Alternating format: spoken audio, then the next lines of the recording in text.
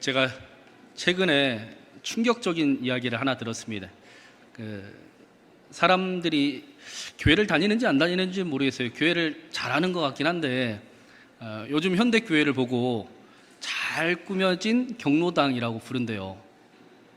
어떤 의미인지는 아시겠죠? 이제 나이대가 평균 연령이 너무 올라가고 젊은 사람은 다 이렇게 떠나가게 되는 그런 현상을, 아마 교회를 잘하는 사람이니까 그런 이야기를 했을 것 같습니다. 그러면서 왜 청년들이 교회를 떠나가는가? 왜 젊은 사람들이 교회에 머물러 있지 못하는가? 그 이유 중에 중요한 이유가 믿음이 무엇인지를 가르쳐주지 않고 그냥 믿어라, 기도하면 된다 라고 이야기를 했기 때문이다 라고 늘 이야기합니다.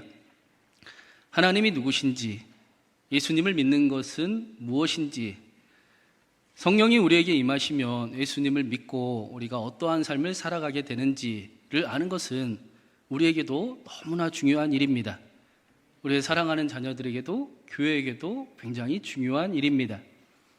예수님을 믿는 일은 단순히 복을 받는 것으로 멈추지 않습니다. 그 정도의 일을 하나님께서 우리에게 허락하시지 않았습니다. 우리가 너무나 잘 아는 요한복음 3장 16절 17절에 하나님이 세상을 이처럼 사랑하사 독생자를 주셨으니 이는 저를 믿는 자마다 멸망하지 않고 영생을 얻게 하려 하심이라. 하나님께서 그 아들을 보내신 것은 세상을 심판하려 하심이 아니요 그 아들을 통하여 세상을 구원받게 하려 하심이니라. 하나님께서 세상을 이처럼 사랑하셔서 그 아들 독생자를 보내주시고 영생을 허락해 주셨습니다. 예수님을 믿는 사람들은 영생을 얻었습니다. 하나님의 나라를 얻었습니다. 하나님의 나라가 저 하늘에도 있지만 그 나라는 여기에 있습니다. 그래서 예수님을 믿는 사람들은 자기가 받는 복으로 멈추지 않고 그 나라를 이루는 삶을 꿈꾸며 살아갑니다. 그렇기 때문에 더 나아가 예수님을 믿는 사람들은 예수님 믿으면 항상 좋은 일만 생긴다라고 말하지 않습니다. 예수님을 믿을 때 우리는 어떠한 대가가 치러져야 함을 잘 알고 있기 때문입니다. 그리고 예수님을 믿는 사람들에게는 그 대가가 진정한 복이 되기도 하고 기쁨이 되기도 합니다. 하나님을 잃어버린 이 세대에 다시 하나님의 나라를 세우기 위해 우리는 섬김의 길을 걸어갑니다. 헌신의 삶을 살아갑니다. 우리 안에 있는 수많은 우상들을 십자가에 못 박고 내 자아대로 살아가는 인생이 아니라 나는 죽고 예수님을 닮아가는 삶을 꿈꾸며 살아갑니다. 아무런 대가도 치르지 않고 예수님 믿으면 복 받는다라고 믿는 신앙생활은 모순을 경험할 수밖에 없습니다. 이해되지 않고 이해할 수 없는, 말할 수 없는, 상식적이지 않는 일을 경험하며 신앙생활을 할 수밖에 없습니다. 그렇기 때문에 예수님을 믿는 것이 무엇인지 아는 일은 저와 여러분에게 우리 교회에 매우 중요한 일입니다. 사도행전 10장은 고넬료의 이야기로 가득 채워져 있습니다. 우리가 고넬료의 이야기를 해서 보았듯이 고넬료의 믿음은 대단한 믿음 같아 보였습니다. 고넬료는 기도한 대로 믿으며 살아갔습니다. 기도 가운데 환상을 보고 그것을 그대로 믿어서 요바에 사실은 있을지 없을지도 모르는 그 베드로를 찾기 위해 사람들을 보내었습니다. 그뿐만 아니라 베드로가 오기를 사랑하는 사람들을 모아놓고 기다리고 있었습니다. 고넬료는 기도한 대로 믿는 사람이었고 기도한 대로 살아가는 사람이었습니다. 기도한 대로 이루어짐을 경험하는 사람이었습니다. 굳이 베드로를 만나지 않아도 될 만큼의 믿음을 마치 소유한 것 같아 보입니다. 현대인들의 믿음의 판단에서는 그 정도 믿음이면 될 것 같아 보이기도 합니다. 그런데 하나님께서는 고넬료에게 베드로를 보내셨습니다. 그리고 고넬료에게 예수님을 믿는 것이 무엇인지를 정확히 말씀해 주고 계십니다. 오늘 말씀에 33절부터 그 이야기가 자세히 나오고 있습니다. 우리 33절과 35절까지 같이 한번 읽어보겠습니다. 33절부터 35절입니다. 내가 곧 당신에게 사람을 보내었는데 오셨으니 잘하였나이다. 이제 우리는 주께서 당신에게 명하신 모든 것을 듣고자 하여 다 하나님 앞에 있나이다. 베드로가 입을 열어 말하되 내가 참으로 하나님은 사람의 외모를 보지 아니하시고 각 나라 중 하나님을 경외하며 의를 행하는 사람은 다 받으시는 줄 깨달았도다. 고넬료와 함께 모인 사람 모두가 지금 베드로 앞에 서 있습니다. 베드로의 입술에서 나오는 말씀을 듣기 위해 베드로 앞에 머물러 있습니다. 정확히 이야기하면 고넬료 앞에는 베드로만 서 있습니다. 그런데 고넬료가 뭐라고 이야기를 했습니까? 우리가 하나님 앞에 서 있습니다. 고넬료는 베드로의 입술에서 나오는 그 말씀이 하나님의 말씀으로 들렸습니다. 동시에 하나님께서 자신들에게도 말씀해 주신다라는 사실을 믿었습니다. 이것을 그 이후에 베드로는 하나님이 사람의 외모를 취하지 아니하시고 하나님을 경외하고 의를 행하는 사람을 받으시는 줄, 다 받으시는 줄을 깨달았다라고 이야기를 합니다. 이게 아무런 감각이 없이 뭐 그런가 보다 하고 읽혀질 수도 있지만 사실 베드로 당시에는 있을 수가 없는 일이었습니다. 그래서 사도행전 10장은 고넬료 사건은 이방인 선교의 첫 시작 전환점이 됩니다. 당시에는 유대인들만 하나님의 말씀을 들을 수 있었습니다. 아니, 그렇게 믿었습니다. 이방인들은 하나님의 말씀을 들을 수 없습니다. 저와 여러분은 하나님의 말씀을 들을 수 없습니다. 그런데 아닙니다. 저와 여러분도 하나님의 말씀을 들을 수 있습니다. 그 사실을 고넬료 사건을 통해 우리에게 분명하게 말씀해 주고 있는 것입니다. 하나님께서 저와 여러분에게도 직접 말씀해 주십니다. 우리도 하나님께 다 받으심 받은, 용납받은 사람들입니다. 베드로는 이것을 하나님께서 하나님을 경외하는 사람들, 그래서 의를 행하는 사람들을 다 받으시는 줄을 내가 이제야 깨달았다라고 고백하는 것입니다. 그리고 43절에도 이렇게 말씀을 합니다. 우리 43절 말씀도 한번 같이 읽어보겠습니다. 43절입니다. 그에 대하여 모든 선지자도 증언하되 그를 믿는 사람들이 다 그의 이름을 힘입어 제사함을 받는다 하였느니라. 예수님을 믿는다라는 것은 하나님의 말씀이 우리에게도 분명하게 들려진다, 하나님이 말씀하신다라는 사실을 믿는 것입니다. 그런데 거기에서 멈추지 아니하고 하나님이 저와 여러분을 용납하셨음을, 우리의 죄를 사하여 주셨음을 믿는 것, 그것을 예수님을 믿는다라고 성경은 말씀합니다. 하나님께서 우리를 용납하셨습니다. 하나님께서 우리의 모든 죄를 사하여 주셨습니다. 여러분이 믿을지 안 믿을지 모르겠지만 하나님은 저와 여러분을 보실 때 절대로 죄인이다라고 보지 않으십니다. 하나님은 저와 여러분을 보시면서 내 나라를 맡겨도 될 사람, 내 큰일을 맡겨도 될 의인이다라고 보십니다. 저와 여러분이 누구입니까? 하나님 보시기에 대단한 사람들입니다. 하나님 나라를 상속받은 사람들입니다. 믿으시지요?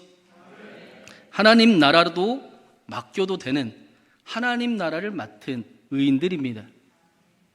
이게 제 말이 아니고 성경이 그렇게 말씀한다, 그게 예수님을 믿는 거다라고 가르쳐 주는 겁니다. 그런데 이 일은 그냥 이루어진 것이 아닙니다. 그냥 믿습니다만 하면은 안 됩니다. 39절과 40절도 한번 읽어보겠습니다. 39절 40절입니다. 우리는 유대인의 땅과 예루살렘에서 그가 행하신 모든 일의 증인이라. 그를 그들이 나무에 달아 죽였으나 하나님이 사흘 만에 다시 살리사 나타내시되. 39절에 보니까 예수님께서 우리를 위해 나무에 달려 죽으셨다라고 말씀합니다. 베드로는 일부러 십자가에 달려 죽으셨다라고 하지 않고 나무에 달려 죽으셨다라고 말씀을 전하고 있습니다. 나무에 달린 자는 하나님의 저주를 받은 자입니다. 그것이 말씀입니다. 하나님께서 아들 예수 그리스도에게 저와 여러분이 받아야 될 그 저주, 죄의 값을 대신 감당하게 하셨습니다. 그래서 우리가 하나님 앞에 용납되었습니다. 여러분, 예수 그리스도께서 저와 여러분의 죄를 대신 십자가에 달려 저주를 받으셨습니다.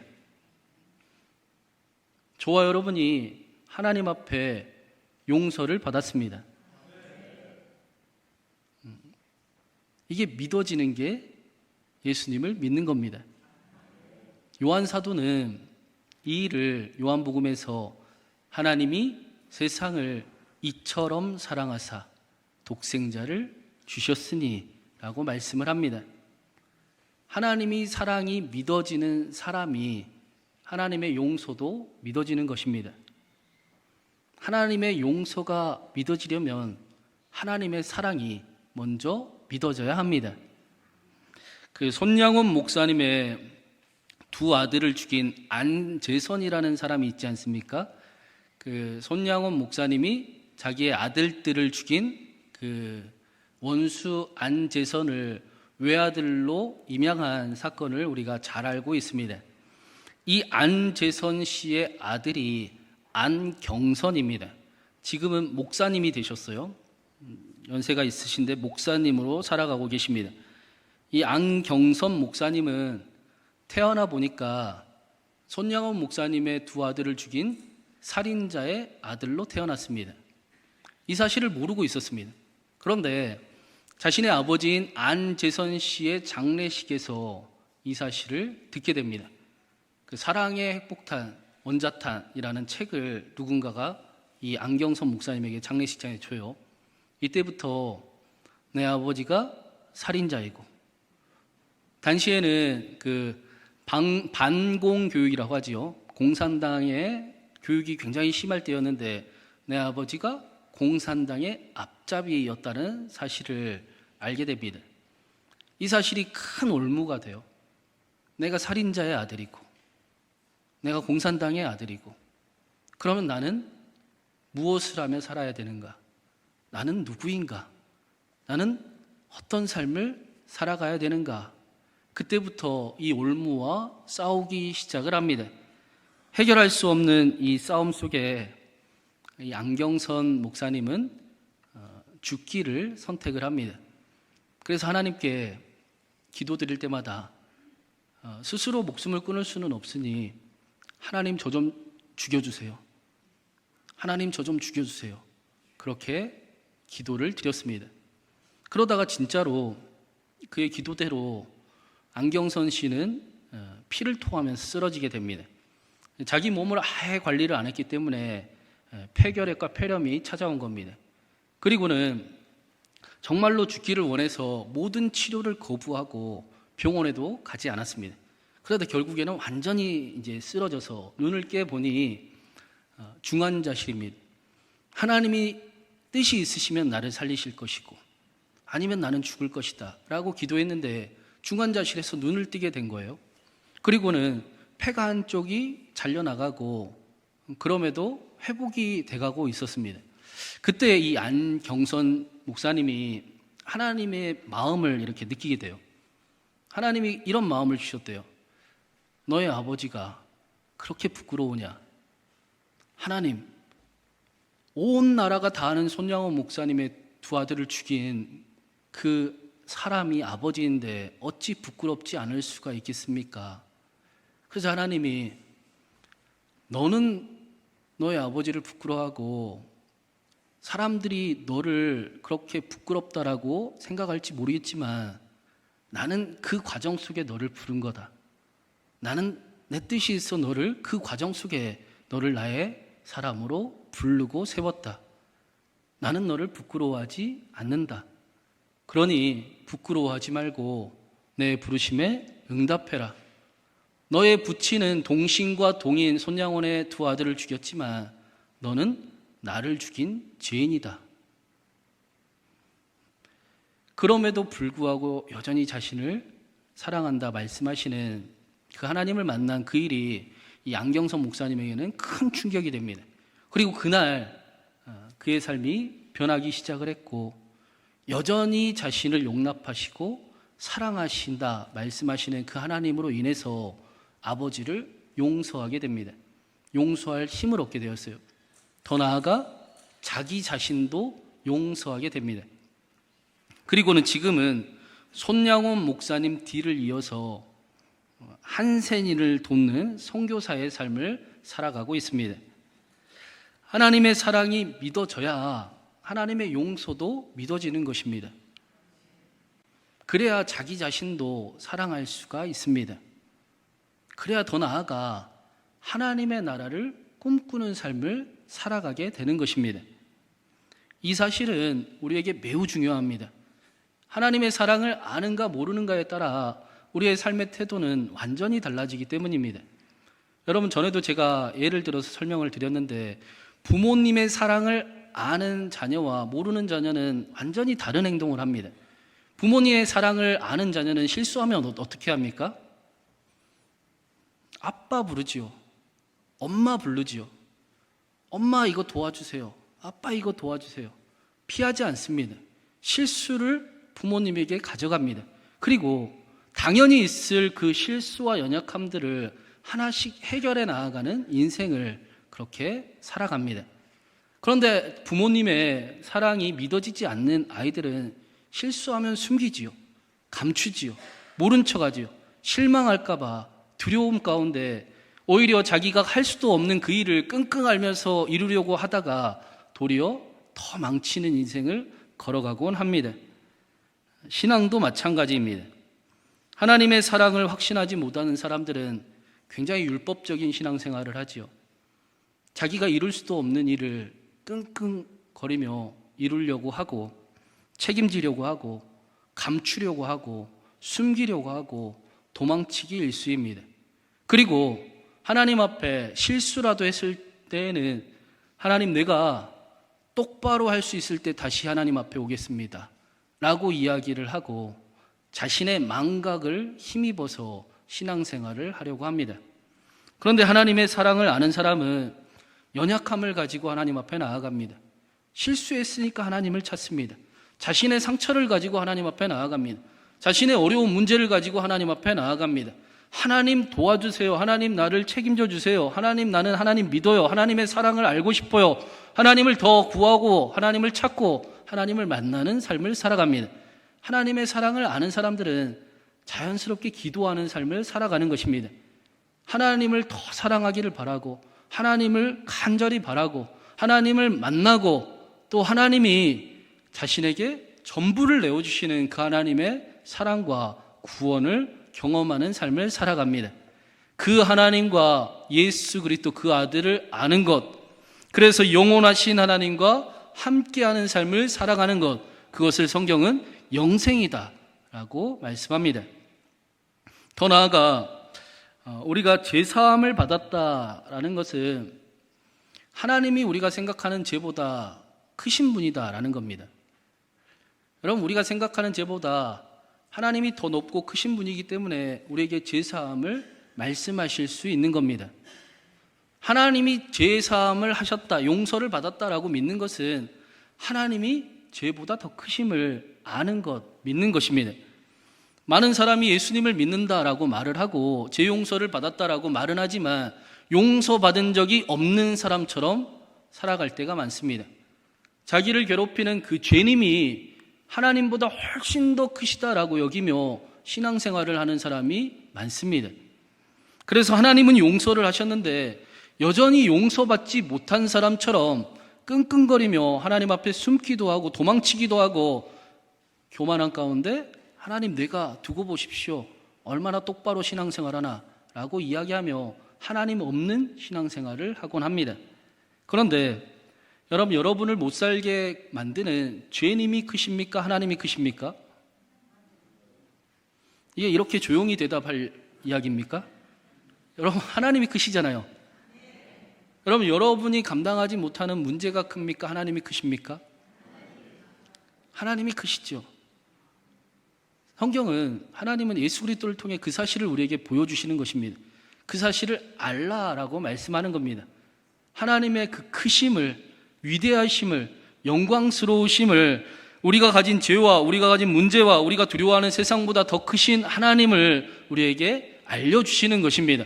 이 땅을 통치하는 분이 누구냐? 이 땅을 다스리시는 분이 누구냐? 이 땅의 진짜 주인이 누구냐? 예수 그리스도시라. 그래서 그분이 함께 하시면 우리의 아픔이 치유를 받고, 그분이 함께 하시면 우리의 포로되어 있는 것들이 자유하게 되고, 그분이 함께 하시면 우리의 문제가 해결될 것을 꿈꾸며 하나님 나라가 임하기를, 하나님의 다스림이 임하기를 간절히 바라는 삶을 살아가는 것입니다. 42절에도 이렇게 말씀을 하고 있습니다. 42절 말씀 한번 같이 읽겠습니다. 우리에게 명하사 백성에게 전도하되 하나님이 살아있는 자와 죽은 자의 재판장으로 정하신 자가 곧 이 사람인 것을 증언하게 하셨고, 하나님께서 나사렛 예수를 살아있는 자와 죽은 자의 재판장이 되게 하셨습니다. 하나님이 친히 재판하시고 심판하시는 것이 아니라 예수 그리스도를 통해 재판을 하시고 심판을 하십니다. 예수 그리스도께서 이 땅을 다스리시는 분이다라고 분명하게 말씀합니다. 이것을 베드로를 통해 고넬료에게 알려주고 있는 것입니다. 이것이 베드로를 통해 우리에게 전해주는 기독교 신앙입니다. 하나님이 다스리신다, 하나님이 통치하신다, 하나님이 주인이시다. 초대교회 성도들이 대주제 하나님 그 고백했던 것처럼 하나님의 다스리심을 우리에게 알게 하시는 것입니다. 하나님이 다스리시는 하나님의 나라를 꿈꾸게 하시는 것입니다. 그래서 사도들은 하나님의 다스리심을 꿈꾸며 예수님의 이름으로 능욕당함을 기뻐했습니다. 자신들이 비록 수고해야 되고 애써야 되고 자신들의 힘을 들여야 되고 시간을 바쳐야 되고 물질을 바쳐야 돼, 비록 어떻게 보면 손해보는 것 같이, 능욕당하는 것 같이 여겨질 때도 있었지만, 그러나 자신들의 그 능욕당함으로 하나님의 나라가 이루어지고 있음을 믿었기에 기쁨으로 그 길을 걸어갔다라는 것입니다. 우리가 잠언 말씀을 통해 어리석은 자, 미련한 자는 마음을 잃어버린 자라고 배웠습니다. 어리석은 사람이 누구이냐? 내가 어떤 사람인지, 내가 왜 살아가고 있는지, 내가 오늘은 무엇을 위해 살아가는지, 내가 이 자리에 왜 예배를 드리고 있는지, 내가 왜 예수 그리스도를 믿는다라고 고백하고 있는지를 잃어버린 자, 삶의 이유와 가치를 잃어버린 자가 미련한 자이고 어리석은 자다라고 성경은 우리에게 가르쳐 줍니다. 그런데 사실은 이렇게 마음을 잃어버렸기 때문에, 삶의 이유를 잃어버렸기 때문에 우리가 죄에게 쉽게 넘어가는 삶을 살아가는 것입니다. 여러분, 죄는 굉장히 달콤하지 않습니까? 아닌 것 같이 표정을 지으시는데 죄는 너무 달콤하잖아요. 그렇죠? 잠언에서도 이렇게 말씀했어요. 도둑질한 물이 달고 몰래 먹는 떡이 맛있다. 여러분, 맞지요? 도둑질한 물이 훨씬 달고 몰래 먹는 떡이 답니다. 우리는 죄를 짓고 우리 삶을 파괴하는 일들이 마치 우리를 사랑하는 일이라고 여겨지기 때문에 쉽게 그 일들을 행합니다. 누군가를 미워하는 일이 내가 나를 위한 일인 것 같아서 행하지 않습니까? 누군가에게 거짓말을 치고 핑계를 대고 화를 내고 음란한 행동을 하고 거짓된 삶을 살아가는 그 일들이 나를 위한 일이라고 착각이 들기 때문에, 그렇게 달고 맛있기 때문에 우리는 쉽게 그 일들을 행하는 것입니다. 그래서 그 어리석음은 겉으로 보기에도 안전해 보이지 않고 미련해 보이고 안 해야 되는 것도 알지만, 그러나 너무나 나를 위한 일인 것 같아 그 일들을 선택하게, 미련한 선택을 하게 만드는 것입니다. 내가 누구인지, 무엇을 하면서 살아가는 사람인지, 어떤 존재인지, 어떤 삶을 살아가기를 하나님이 원하시는지, 하나님이 나를 택하시고 부르셨는데 나를 통해 무엇을 이루기 원하시는지 내 삶의 이유와 가치가 분명하지 않으니까 너무나 쉽게 자기를 지키기보다 죄에게 자신을 넘겨주는 일들이 빈번해지는 것입니다. 반대로 내 삶의 이유를 아는 삶, 여러분, 우리는 대단한 사람입니다. 여러분, 우리는 멋진 사람들입니다. 여러분, 우리는 명품들입니다. 여러분, 우리는 우리 가정을 복의 근원이 되는 사람들입니다. 여러분, 우리는 우리 가정을 다시 일으킬 사람들이고 교회를 책임질 사람들입니다. 여러분, 우리를 통해 하나님의 놀라운 일을 이루어갈 사람들입니다. 그 일들이 분명해지는 게, 우리 가슴에 새겨지는 게 사실은 우리를 지키는 일이 되는 것입니다. 그래서 하나님께서 고넬료에게 베드로를 보내셨습니다. 고넬료에게 예수님을 믿는 것이 무엇인지를 분명하게 말씀해 주고 계십니다. 그렇게 살아가게 하시려고, 예수님을 믿어 영생을 얻었고 하나님의 나라를 선물로 받은 자가 그 나라가 저기 위에만 있지 아니하고 여기 있어서 예수님의 복받는 거에 맞추지 않고 하나님의 나라를 꿈꾸는 삶, 그 삶을 살아가게 하시려고 예수님이 누구신가, 예수님을 믿는 것이 무엇인가를 분명하게 말씀해 주고 있습니다. 고넬료의 신앙은 대단해 보였지만 사실은 결과를 믿는 신앙이었죠. 그렇죠? 믿음으로, 정확히 이야기하면 믿음으로 살아가는 신앙이 아니라 기도했더니 응답되는 것, 나중에 나타나는 결과의 여부를 따라 믿는 그런 신앙이었습니다. 아마도 고넬료는 우리와 마찬가지로 하나님을 알았기에 하나님을 기쁘게 하는 삶을, 하나님의 나라를 꿈꾸는 삶을 걸어가기 시작을 했을 겁니다. 그 일은 억지로 행하는 일이 아니라 성령이 임하시면 우리에게도 자연스럽게 나타나는 일입니다.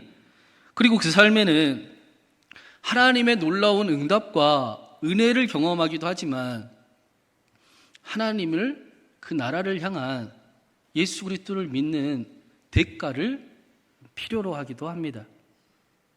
우리는 경험으로 다 알고 있습니다. 그런데 이 사실을 분명하게 모르면, 나를 통해 하나님의 나라가 이루어지는구나, 내 수고와 내 헌신과 내 이 삶을 통해 하나님의 나라가 이루어지고 있구나를 모르면, 그래야면 우리의 삶은 너무나 힘겨울 수밖에 없습니다. 그리고 조금만 일이 안 되고 내 삶의 그 의미와 가치를 잃어버릴 때에 우리가 무슨 생각을 하게 됩니까? 그래, 이게 원래 나지. 나 같은 게 얼마나 하나님께서 사랑하시겠어.